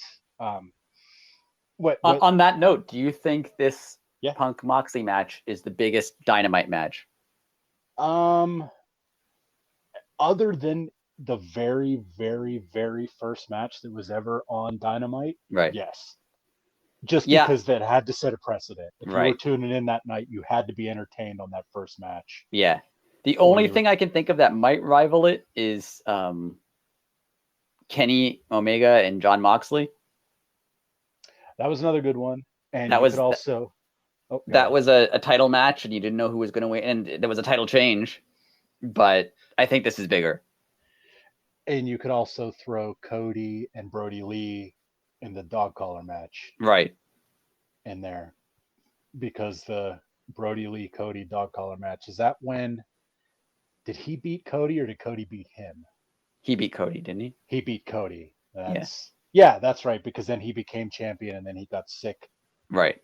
A couple months down the line. Right. So yeah, so one of those matches, either the first one, like this is definitely top 3 matches of all time. And I think all this stuff they're doing with backstage rumors and going into business, and I think it's all to make this the biggest one. They want this to be the biggest one, and they're going to hype up everything to make you watch Dynamite. And if you think that there's a chance that maybe CM Punk is going to walk out on the match or something unplanned is going to happen, you're going to... If they do that. That's true. They could do that. Like Punk no-shows this week. Yeah. If even you think that might happen, or something that's not planned is going to happen, like you're gonna watch, because something you don't expect might happen tomorrow. You have to watch it. So yeah. Oh, that would be so great if they play it up that Moxley shows up and like, hey, he's not here. Even if he does eventually show up, and they play it up that maybe he's not going to show up, like he hasn't got to the arena yet. What's going on? We're trying to call him, and have Tony Khan come out when Tony Khan never comes out, and have him be on TV and be like, fans, look, we've been trying to call him all night. We know he's in the city, but we don't know where he is. We're trying to, and make it a whole thing. And then he could show up at the end, show up wearing street clothes and do the match. Oh, that would be amazing. That would be so good. Yeah, especially you got to add the Tony Khan. Like, I know he doesn't like to be an on-screen character. Right. But if you bring him out as the legit boss, not a character, not anything, just he has to say this. Yeah. Yeah, you guys paid your good money and this comes back to me. I failed you guys. Oh, that would be perfect. That would be great. And if they did do something like that, it would by far, hands down, be the biggest match / moment in. That might even be bigger than the Punk return, honestly. Yeah, and Punk would have to able to pull all that off. Do like a Hogan Jarrett thing where Punk comes out and gives him the belt and goes, "I don't care about this." Have the match, but just put some doubt into it, and then have him show up, wearing street clothes or clearly not ready for the match. And then he just walked in and they threw him into the arena because that would be cool. Oh, that would be super cool. All right. Okay. I have a rant that actually similar to your rant, ties into your rant. You can tell we've both been spending time on Twitter this week. Yes. My rant is everybody says they want the late 90s or even early 2000s wrestling back because you almost universally, other than people who weren't alive or weren't watching at the time, that the years 1996 to 2002, 2001 were the best recent years of wrestling, outside of the 80s, 70s before that, but it was better pretty universally. I don't even think I'm sounding like an old disgruntled man when I say it was better. I'm pretty sure that's a general thought. Most people would say it was better back then. Totally. But everyone says they want that time back. But as soon as you get the stuff that made that era what it was, people get upset. Yeah. like the 90s was all about, like, AEW mentions WWE and people flip out going, how could they do that? How unprofessional. Tony Khan tweeted that thing about how he's the longest running CEO in wrestling, and everyone lost their minds over like, you can't do that. That's offensive. And like, did you see that? You didn't see the night, like Eric Bischoff came out on television and told you what was going to happen on Raw. Yeah. Like, and leading to that, actually made people turn the channel and still watch it. Right. Like, that was the crazy part. Yeah. The 90s was taking shots at other companies. The 90s was like blurring the lines between reality and not reality. The 90s was, having, Mankind winning the title from The Rock on TV, on a taped show, because there was so much going on. It was, heel turns. It was chaotic shows where a million things happen. It was big title matches for free. It was unannounced debuts and returns. Like, that's what it was. Yeah. And you had the counterpoint to that. You had like almost the counterculture of counterculture in ECW doing the absolute opposite of that. Right. Yeah. Like, like ECW was basically wrestling today. Right. Like, if you've never watched ECW, you could watch one of the old ECW shows and you would get it. Right. But it was so unheard of then, But now people are saying, like, people get upset being like, oh, how do they, bring back Claudio, and why is he not, why is he in this match? Or they didn't announce it. They could have hyped it up and put it in. No, that's how the 90s worked. Like, people just showed up on like when the outsiders came to WCW, they didn't tell you.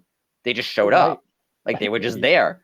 And then, like, you would watch Raw and like, oh, look, Eddie Guerrero, why is he there? He's just there. That he works here now. Like, that's just how it went.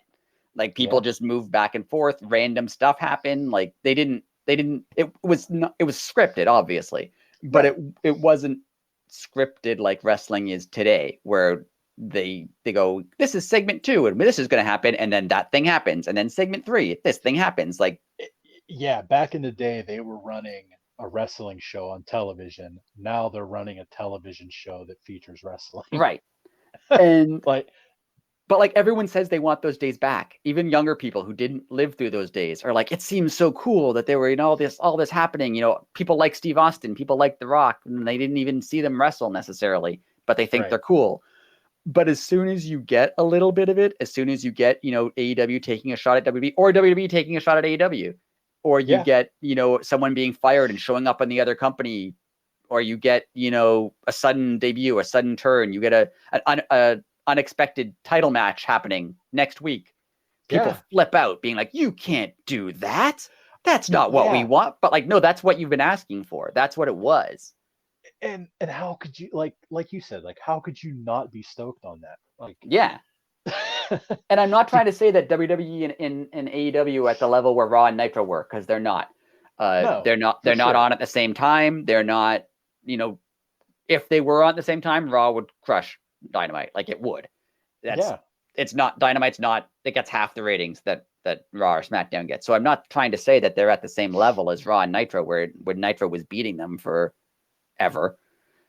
I'm just trying to say, like, the feeling that you got from watching a show in the 90s is the feeling that you get from watching stuff now, where like random stuff happens. Instead of a Tony Nese match, Jon Moxley comes out and knocks him in the head, and there is no Tony Nese match now. Right. That's the kind of stuff they did all the time. Yeah.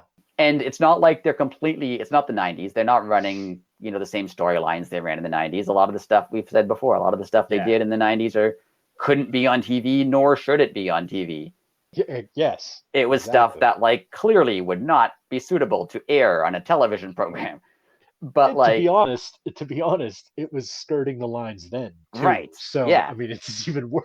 And I'm not saying that they're not. They're not going back to that. They're not going to do any of that stuff, and they shouldn't. But like the general feeling of like what's real, what's not real, the general, like, that's what's been missing from wrestling is anything can happen. The WWE made that their thing. Anything can happen in WWE, but that hasn't been the case in a very long time. Yeah. And now it is again. And even on WWE, like, no one thought Cody, when Cody said he was leaving, I thought it was a work. And then I 100% agree with you. And then he actually showed up at WrestleMania with his same entrance and the same gimmick, and then I was completely surprised. Not that it was obviously hinted that he was going to be there, but the fact that it went down the way that it did, I was completely surprised by. And that's good. Like, that's what we all say we want. And if you're mad now that, they're giving away matches for free, or they're having debuts that don't mean anything, or there's too much chaos on the show. I've heard people, Dynamite goes too fast. Well, that's what everybody's been asking for the last 30, 25 years, is for it to be more like that. And Tony Khan is, close to our age. And that's what he grew up watching too. So when he's going to make a wrestling show, that's what he's going to make. So what I'm getting at is that the TV shows are good. Don't complain. Absolutely. And if the TV shows are bad, complain. Like, if you watch Dynamite and you go, I thought that was dumb, or the match was bad, or the angle was stupid, that's fine. Go ahead. You don't have to like it. But if the show is entertaining you, you don't have to be like, well, technically it would have been more impactful if they had this debut. Like, who cares? Was the show fun? If it was, good, then be happy. And if the show was, if they run something really stupid, like when the fireworks didn't go off at the end of that Moxley Omega match, and like everyone made fun, and they should have make fun of that. That was bad, right? Like, no one's saying you have to like everything they're doing because they're trying hard, but like, if the show was entertaining and you enjoyed it, like I said before, it doesn't. You don't own AEW. So if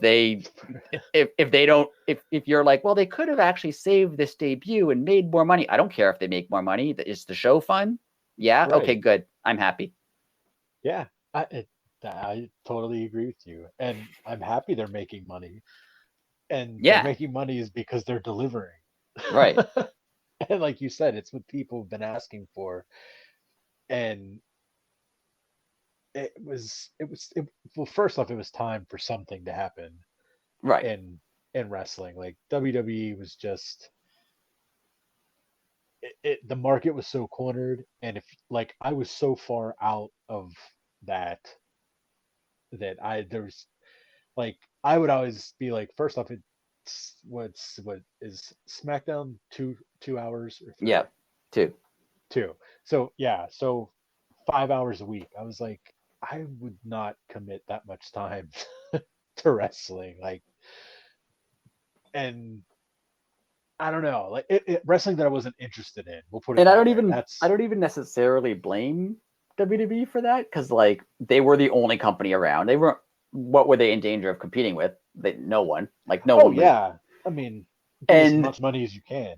Right. And they were making a ton of money and continue to make a ton of money. And so why would you not just, if we do it this way, we make more money? Okay. Of course they're going to do that, but that doesn't make the TV show good. That just makes the shareholders happy. Well, yeah. And the shareholders at that bottom line is they don't look at ratings. They just look at money. Right. And you can't even really blame them, because when there were no other wrestling companies, legitimate competitor wrestling companies, right? When they said things like, "Oh no, other wrestling isn't our competition. All media is a competition." They weren't wrong.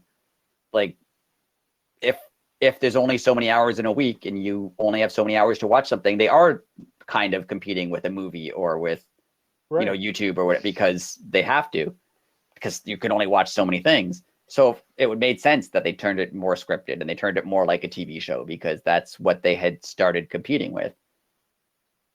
So I don't even blame them for going that way. It's just, if you wanted it to go back to what it was, AEW isn't rehashing the 90s, but they have the same feel in many ways as the late 90s. And like what you said, people don't know. People aren't used to this, and so they freak out. Right. No, that hits the nail on the head perfectly. It's fun again. See, I talk a lot, but eventually I make a point. Oh no, that's my whole thing. If I just keep talking, I eventually get to the point. Eventually you get there. Hey, that's right. It's all about the destination. But like I said before, like they're filling a void, and they're doing it really well. So yeah, I don't want them to do anything different. Like I read a tweet today, as someone said there's a possible rumors of Dynamite going down to an hour, right. and I said, like, I did a Google search, I couldn't find anything on it. I don't know, Right. but whatever. I think that'd be the dumbest thing they could do. Yeah. Because I almost think Rampage needs an hour. Yeah, I don't want it to be an hour only because it starts late as it is. I don't want it to be any longer, but it does feel really, really short. Yeah. And you said that there's that weird thing with Tony Khan can't have anything that competes against the NFL. Right. So they can't really move it. Yeah. I mean, it could be Tuesday. NFL doesn't have games on Tuesday, right? But it would be weird to put it on Tuesday. Yeah, they would have all 4 of their hours Tuesday and Wednesday. Right. And like it's so weird, but like the NFL rules so much. Like Tony Khan couldn't even use Sunday, even though they're only on, 20 Sundays out of the year. Right. So Tuesday or Saturday is the only other option, really. Yeah, so Tuesday or Saturday. And then Saturday in the States, you're going to lose it to college football. Right. And so it makes sense that Rampage, like they have no choice but to put Rampage where it is. But it's a really bad time slot. Like it's Friday night. If you're old like us, it's hard to stay up for. And if you're young, like you're gonna go out and do something because it's Friday night. So and then it can't be earlier because then you compete directly with SmackDown. Right, and that's not good.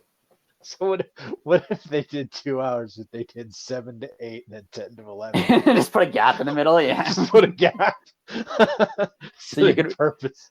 Just so you can watch SmackDown. Right. Oh, that'd be amazing. Yes, we're going to have a new time on Friday nights. From 7 to 8 and from 10 to 11. Only on TNT. That'd be amazing. In between, they'll show a movie. Yeah, like, I mean, it'd be perfect for TNT. Because they could just run a movie. Be their, Friday night block. There you go. 7 to 11. Oh, that was amazing. So, in closing, do you have anything to say? I don't. The only thing that we both mentioned it. I absolutely love that we don't know what's going to happen. Yes. And the speculation of it is just like it runs the gamut of like MJF is going to come back, or Punk's not going to show up, or Hangman's going to interfere, or they're going to have the match and then it's not going to like this. Anything could happen. Like literally anything could happen, and I'd be like, yeah, that makes sense. Like so, it's really cool. So the 3 things that you just routed off not only totally could happen, but totally would be like, oh yeah, perfect. Yeah, that was perfect. Right now, there's so many things on the table. It's a good time for sure. So, thank you everybody for listening to yet another episode of the Elite City podcast. If you would like to contact us, now what's that Twitter account that we have? Let me think here. It's at Elite City Pod. There you Twitter. Go. Not at Elite City, which is someone else completely. Apparently it works. I don't know who it is it's or what it somebody is. Else. So RJ City, if you're listening to this and you got the link. The other Elite City, by the way, has 1 follower. So it's probably him. He's probably elated that he wants these people on their podcast, and they're not getting back to me. No, but if you're listening to this, if you click the link brought you to the podcast, Mr. RJ City. But there you go. If you followed the @ you went somewhere totally wrong. So that's that story. So yes, we are at Elite City Pod. I'm gonna mess that up again, guaranteed. On Twitter, and follow us. We'll follow you back. Thank you for listening, everybody. Again, we had more listeners, so that's awesome. Keep listening and keep subscribing. So this was yet another week that was. So until next week, later.